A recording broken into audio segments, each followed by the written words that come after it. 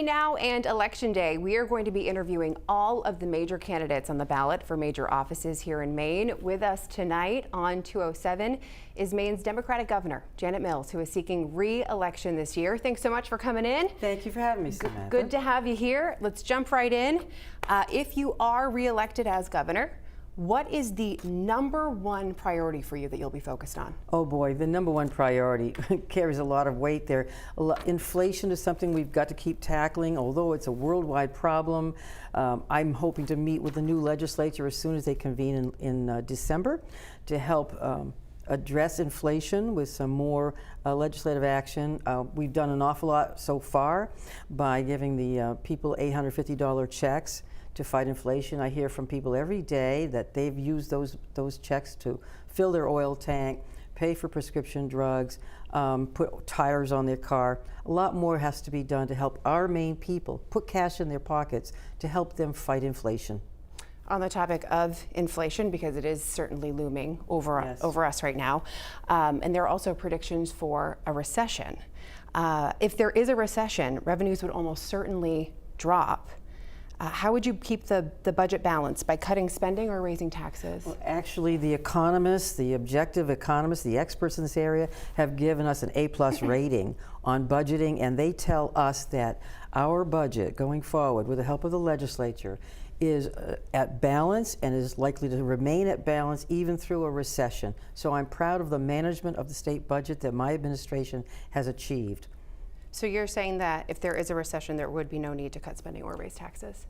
We will not come to that point. That's what the experts are saying, so I'm pleased with that. One thing I should say that we've been talking a lot about lately is climate change. Yes. Combating it. Maine's kind of taken a very strong lead on that. One way the state is tackling the issue of climate change is through wind power.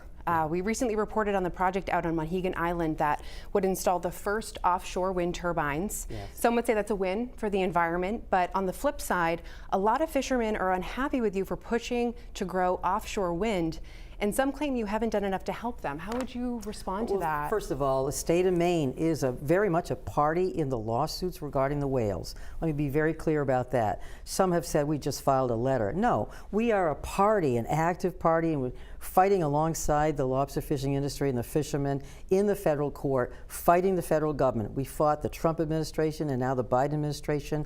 We are giving it everything we can. On other issues, there are a lot of things that divide myself and my opponent, Mr. Lepage.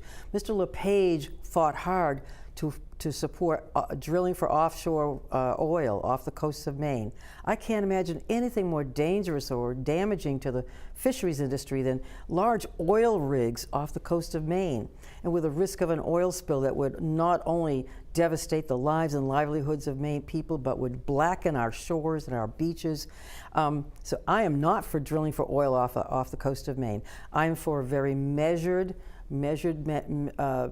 actions for a research array for offshore wind, which is what we have pending right now, a small research array to find out what the effect of floating offshore wind technology developed by our University of Maine would have on fisheries. It may have a beneficial effect, may not. We want to find out first, and that's why we're asking the federal government to go slow on offshore wind. Let us do the research first.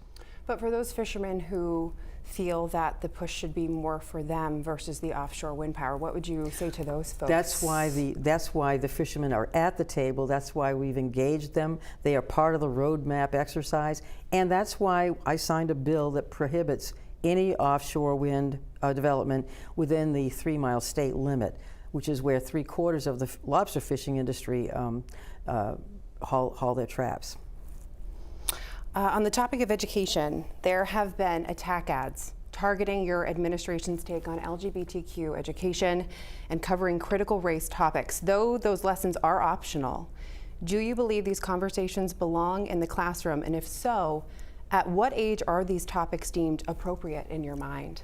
As I said, there are a number of things that differentiate myself and my opponent. Among those things is our view of education. I raised 5 daughters in the public school system of Maine. They've done very well. I support the public school systems of Maine, across the state of Maine. I support parents' rights. I support local control, which is where what we have in Maine and have had for many generations. Parents deserve to be heard on these issues or any other issues. We do focus on reading, mathematics, and history and English, the basic learning core learning results of our curricula. But it is up to the local school boards what to designate for specific curriculum, and that's where parents come in. They've been very vocal in many school districts to voice their opinions about specific matters such as you've just identified. But I'm all for local control and parents' rights.